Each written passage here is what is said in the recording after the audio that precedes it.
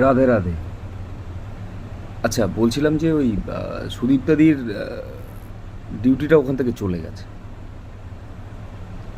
ওই যে জি বাংলাতে যে রান্নাঘর, সুদীপ্তাদি আর নেই। এই আজকে কিছুক্ষণের মধ্যে উনি বড্ড ফেমাস হয়েছেন আবার বাংলাদেশে গরুর মাংস রান্না করে। রাধে রাধে। বুঝেছেন? গরুর মাংস রান্না করে সুদীপ্তাদি ফেমাস হয়ে গেছে। সেটা তার ব্যক্তিগত ব্যাপার।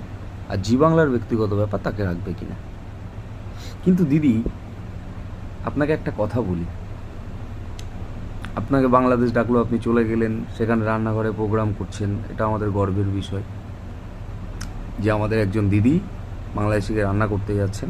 আমার বাঙালি একজন দিদি এবং হিন্দু একজন দিদি, সুদীপ্তা চ্যাটার্জি। চ্যাটার্জি মানে জানেন তো? নিশ্চয়ই আপনার বাবা গলায় পৈতে আছে, বা আমাদের যে জামাইবাবু, তার তার বাবার গলায় পৈতে আছে, বা আমার জামাইবাবুর গলাতেও পৈতেটা আছে নিশ্চয়ই। তো ভিডিওটা করার উদ্দেশ্যটা একটাই, আমার সুদীপ্তা দিকে কিছু বলার। তার নীতিগত জায়গা থেকে একটু জায়গাতে বাদলো না। সে কিসের মাংস রান্না করছে? সে ভালো রাঁধুনি।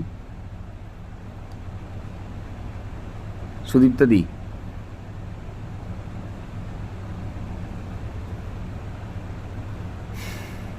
কিছু বলার নেই সুদীপ্তা দিকে। কিন্তু জি বাংলা থেকে তার চাকরিটা গেল।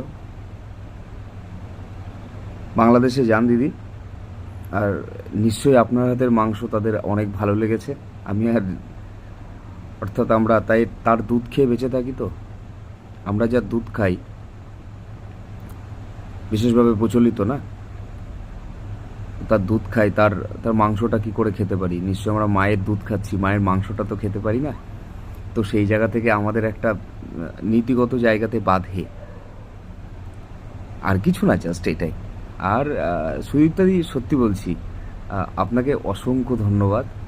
আহ, আপনি বাংলাদেশে ফেমাস হয়ে গেছেন যে একজন হিন্দু নারী, যার চ্যাটার্জি তার পদবী, এবং ভালো একজন রাঁধুনি, স্বনামধন্য রাঁধুনি,